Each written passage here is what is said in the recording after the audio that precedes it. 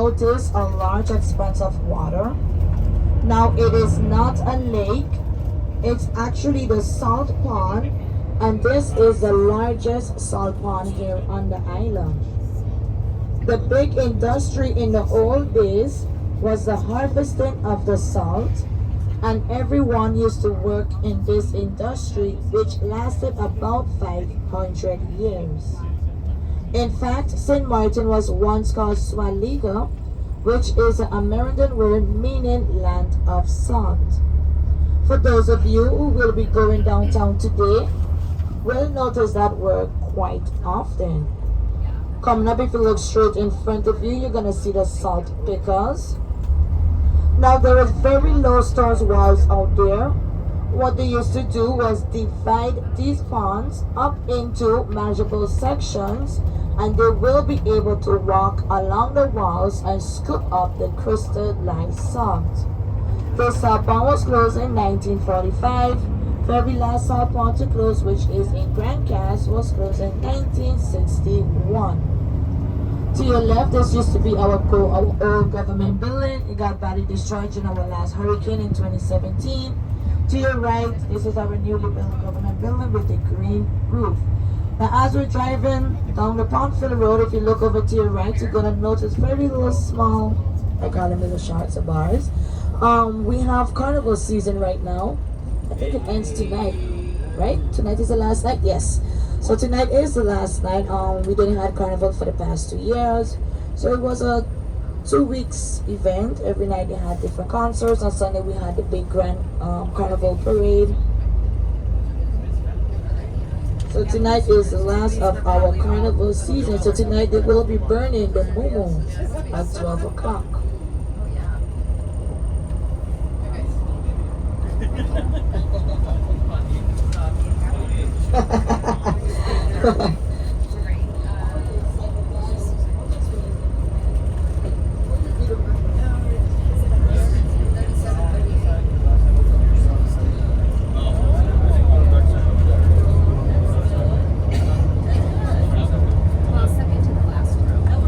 Now, folks, Christopher Columbus, he discovered the island on his second voyage to the Caribbean in 1493. His general thought he named the island after a holiday in Spain, St. Maarten of Tours, which considered on that day, November the 11th. He named Sabre St. Maarten first, and vice versa, before settling and naming St. Maarten, St. Maarten. Some of the first inhabitants he met were the Arawaks. These were peaceful Indians who migrated from South America here in canoes. They led a peaceful life fishing, hunting, growing vegetables, weaving cottons, making jewelries, etc. They were the opposite of the fierce warriors, like cannibalistic Carib Indians, who were more prevalent in the Southern Caribbean, but later dominated the Arawaks by killing and eating their men, then marrying their women. One of the most important sites is located right here on the island in an area called Hope Estate. Here they are piecing together evidence of a complete Arawak village.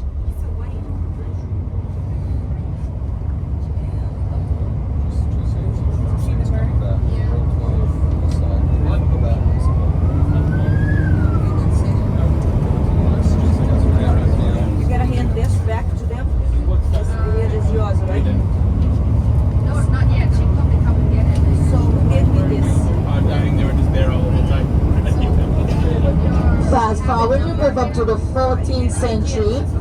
This was a time you had all the European settlers coming to the Caribbean to colonize the island. In St. Maarten case, they were all interested in the natural resources of the salt. You had the French, the Dutch, the Spanish, and the English all fighting for the possession of the island. In fact, St. Maarten changed hands 16 times within 160 years. There was a significant battle between the Spanish and the Dutch. The Spanish easily outnumbered the Dutch, and a lucky cannon shot blew off the leg of a Dutch commander by the name of Peter Stuyvesant, who was governor of what was known New Amsterdam, now known as New York. In spite of winning the battle, the Spanish lost all the interest and withdrew their forces back to Spain. So that gave the French, who didn't have any interest, to return back to the island. Now what they did, they divided the island into two by setting up what was known as Treaty of Concordia in 1648. Ever since then, the island has lived very peacefully. Now I'm going to put the history on a pause. I kind of got lost after. Okay. But it's they don't go fast anyway. Yeah. I'm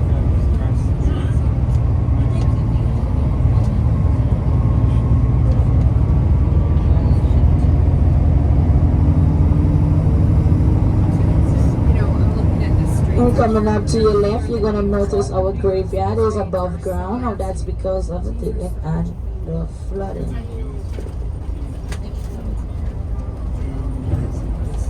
I think you guys are row 7 because I just put really it rained so much. Yeah. I used to go down to the airport and it was just really yeah, it was so terrible. Yeah, it would smell like urine. The kids found. Did you go to Sanford? But there's no like they take pride in their but the orange is just so nice. Yeah, this one of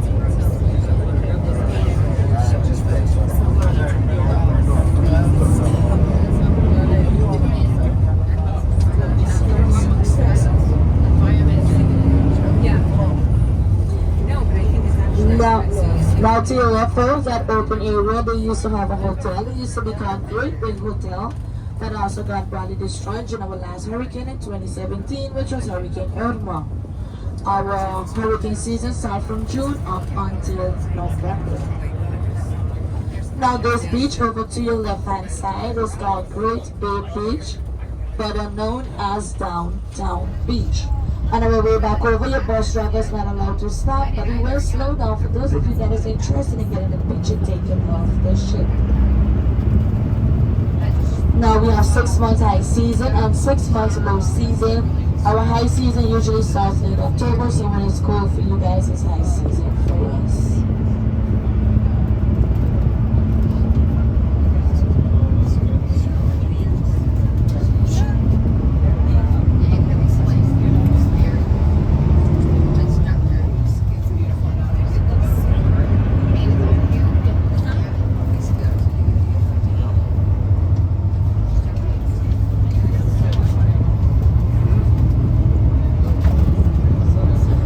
To your left, that resort with the red roof is called Jubilee Bay, or what you're seeing over to your right are private homes.